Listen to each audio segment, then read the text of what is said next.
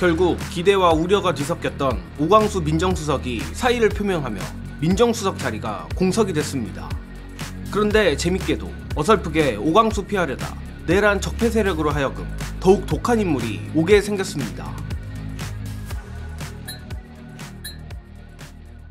차명 부동산 관리, 차명 대출 논란이 있었던 오광수 민정수석이 결국 어제 사의를 표명하며 이재명 대통령이 사표를 수리했습니다. 언론 보도에 따르면 부동산 관련 의혹이 터진 이후 오 전 수석은 여러 차례 사의를 표명했다고 하며 이재명 대통령이 바로 사표를 수리하진 않았던 걸 보아 처음에는 오 전 수석을 신임하는 방향으로 가려 했던 것으로 보입니다. 다만 본인의 의지도 있고 여러 참모진들의 조언을 받아들여 사표를 수리한 것으로 전해지는데, 이에 후임 민정수석이 누가 올 것인지가 초미의 관심사가 됐습니다. 그런데 위기가 기회라는 말이 있듯 오광수 후임 민정수석으로 거론된 인물이 정말 대박입니다.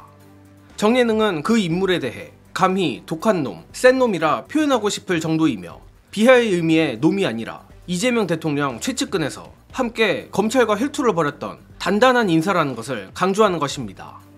그 인물은 바로 이태영 변호사로 현재 민정비서관으로 내정된 인물입니다.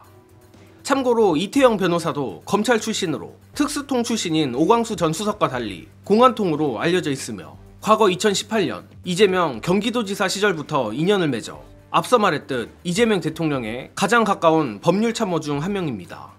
그리고 검찰 출신이지만 이태영 변호사도 이재명 대통령의 변호인이란 이유로 친정 검찰로부터 온갖 핍박을 받은 인물인데, 대장동, 백현동, 대북송금, 공선법 재판 변호인단으로 활동한 바 있고 대표적으로 윤석열 정권 하에서 기소조차 못하고 무혐의 결론을 낸 변호사비 대납 의혹의 당사자입니다.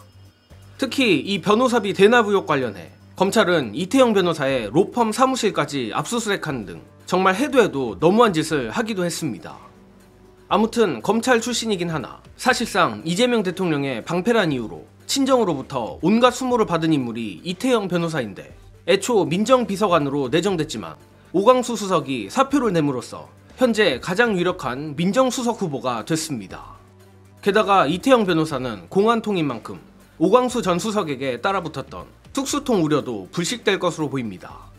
물론 정예능은 이재명 정부가 검찰의 수사권과 기소권을 완전 분리하겠다고 천명한 이상 만에 하나 오광수 전 수석이 친검찰 인사였다고 해도 검찰과의 작당 모의는 구조적으로 할 수 없을 거라 보기는 했는데, 어쨌든 그러한 일말의 찝찝함까지 해소된 건 나쁘지 않은 것 같습니다. 자, 저 썩어빠진 검찰 및 내란 세력이 어설프게 이재명 정권의 인사를 날려보려다가 더 독한 맛을 보게 되는 모양입니다. 혹시나 해서 말씀을 드리자면 정예능이 앞서 이태영 변호사에 대해 검찰과의 원한 관계에 좀 더 집중하긴 했지만, 당연히 이태영 변호사가 아니더라도 이재명 대통령이라면 분명 자신의 철학과 잘 맞는 능력 있는 인사를 할 것이라 믿어 의심치 않습니다. 다만 그럼에도 정예능이 지속적으로 검찰과의 원한 관계에 대해 구체적으로 말씀을 드리는 이유는 민정수석이 검찰의 유혹을 단호히 끊어낼 수 있냐 없냐가 매우 중요하기 때문입니다. 예컨대 과거 민정수석들의 경우 검찰 캐비넷을 활용하여 인사검증에 도움을 받았고, 검찰은 그 과정을 통해 정권에 약점을 지었으며 결과적으로 검찰이 비열한 캐비넷 정치를 하게 된 계기 중 하나가 됐습니다. 바로 그 이유 때문에 검찰을 잘 알면서도 검찰을 중립적으로 볼 수 있는 인물이 민정수석으로 딱이라 보는데, 그 인사가 이태영 변호사 아니냐는 겁니다. 물론 검찰의 수사권은 박탈될 예정이고 검찰개혁의 주체는 법무부 장관과 국회이니 민정수석의 중요성은 다소 밀릴 수는 있겠지만, 정권의 전체적 인사를 다루는 민정수석이 대통령의 철학을 정확히 이해하고 있으면 더할 나위 없다고 생각합니다. 그리고 마침 검찰 얘기가 나왔으니 관련해 더 해보자면, 정권의 강력한 검찰개혁 의지 때문인지 현재 검찰 내부 상황은 분위기가 안 좋은 걸 넘어 아예 포기 상태인 것 같습니다. 심우정 검찰총장이 힘이 빠진 건 물론 검사 개개인들도 이제는 각자 도생에 접어들었다고 하는데, 관련한 기분 좋은 검찰 내부 소식 영상 공유드리며 이번 소식은 여기서 마칩니다. 시청해주신 여러분 감사합니다.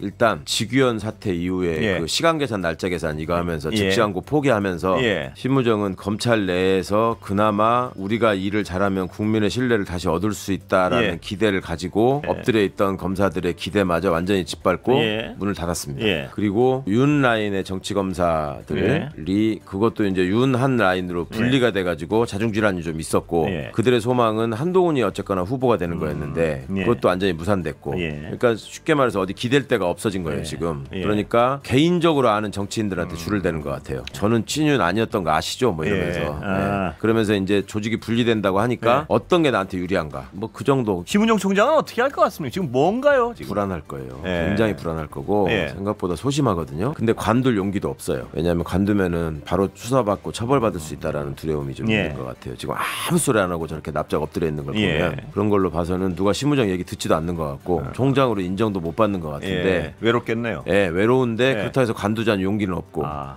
그렇군요. 진퇴양난인 것 같아요.